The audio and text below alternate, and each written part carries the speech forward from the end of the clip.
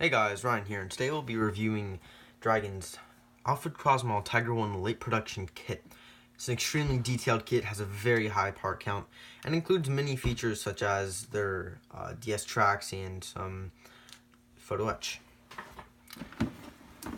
So, as with most Dragon kits, it will have its photo etch for the engine grill covers, stuff like that. Also, very frequent with Dragon kits is their very let's just say hard to read instructions. Try cramming in everything really fast. As you can see, everything's kind of just shoved in there. Not necessarily that well done, but there's a lot of parts and they have to fit it all into a place. That's because of the box. Next, we have our smaller parts, such as the cupola. There are actually metal coils to show the toe cords, and we also have the glass. There's the markings and the decals for the vehicle, for Alfred Kurzmaul's vehicle. There's more photo etch and then some tools. So here are the road wheels, and I'm pretty sure these are the new tooled ones. They look very, very detailed, and I must say that I'm kind of impressed. They're a lot better than Tamiya's, and you can also see the detail just like on the smaller parts. It's kind of astonishing compared to me, who builds frequently Tamiya kits. Next, there's a mantlet and many parts, including the kind of the gas filters, which are not needed in this kit. This kit has a lot of things that aren't included, like in the actual build.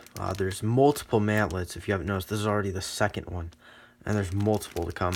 This is for the tracks when they include the individual link, but this one has DS tracks, so you won't have to deal with that.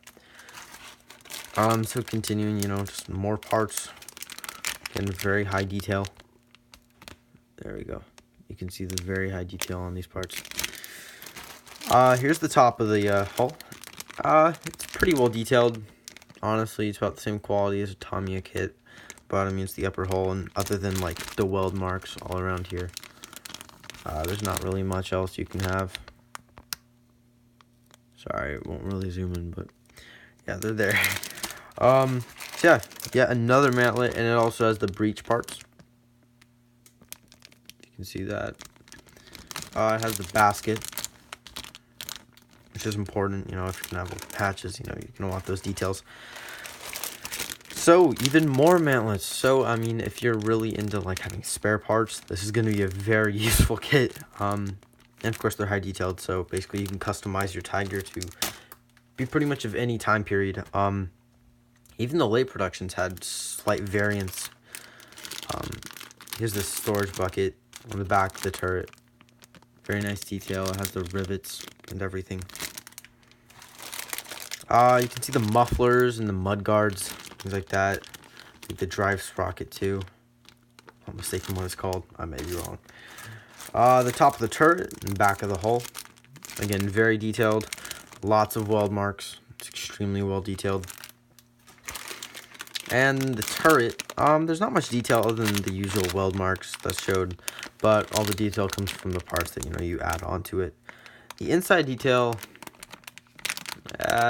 not really. It's kind of non-existent, but being that the only way you'll be able to see in is through the escape hatch, the loader's hatch, and the commander's hatch, the cupola, you're probably not going to have to deal with that much. Next, we're going to see the torsion bar suspension. Pretty well detailed, especially for these parts that you won't really see. Also, you'll see all the tracks.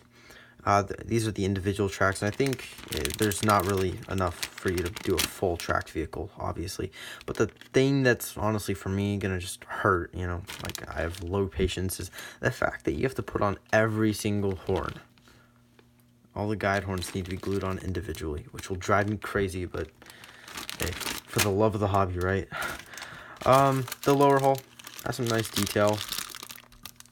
If you can see in there, it's pretty nice. All these little kind of crevices will be great for using things like the panel line accent color. It'll bring out all those little details, and that's true for everything. And I'm gonna take a little second to say that I frequently use the panel line accent color black. For instance, on my elephant, I use it kind of toned down and everything. This one specifically is supposed to be based off a picture. That's why this wheel is blown off, because I'm working on a diorama. But you can see like kind of the crevices with the Zimmerit. I used the panel line color, and also a lot of pigments, especially for the tarp. I used a lot of pigments. So yeah, you can kind of see the detail that's been brought out on the cupola, things like that from the panel liner. Anyway, to get back on the review. Okay, so we kind of have the innards of the engine, the air vents, stuff like that. You also see the MG34 that goes in the coaxial position, or sorry, the hull-mounted position. This is not the coaxial.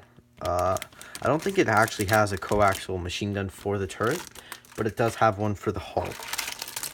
Just the front mud guards, the front plate, and these are actually the 3rd and 4th different loader's hatches that are included in this kit. So again, lots of different types of Tigers you can create if you're not really going for the authentic Alfred Kurzmaul vehicle, which honestly for me, I'm probably going to use it for like a winter diorama. And what you just heard is all of it falling down. I had it in a pile. Anyway, here's the front mantlet. It's kind of the outside of it. It's pretty well detailed. Sorry, here it is.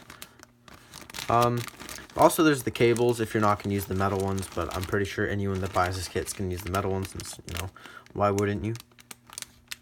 There's also the back mud guards for the back of the vehicle and tracks. There's a box. Could you comment below what this is for? You know, it's on like every German vehicle, but I have no idea what they're for or what they had. But it has very good wood detail, and I don't think this is zooming in very well, but it shows all the cracks, and it's just beautifully done. So again, I'm pretty sure this is part of the engine deck and underneath there. So yeah, just some extra detail. For the metal tow ropes, tow cables, you're gonna end up putting these on the ends of them. They look very well detailed, and unlike some Tamiya's ones, where, you know, they kind of have a little slot that you slide it in, you're actually just gonna be able to slide it into a hole, if you can see that. Yeah. So again, you know, we have the grills, the actual grills for the engine, and then the jack. It's pretty much all the plastic parts. And then we have the DS tracks, which they're pretty well detailed, but personally I like the links. But I mean, who doesn't? So yeah, that's going to wrap up this video, and I appreciate y'all's views. So again, thank you very much for watching, and I will look forward to see you on the next video. Have an amazing day.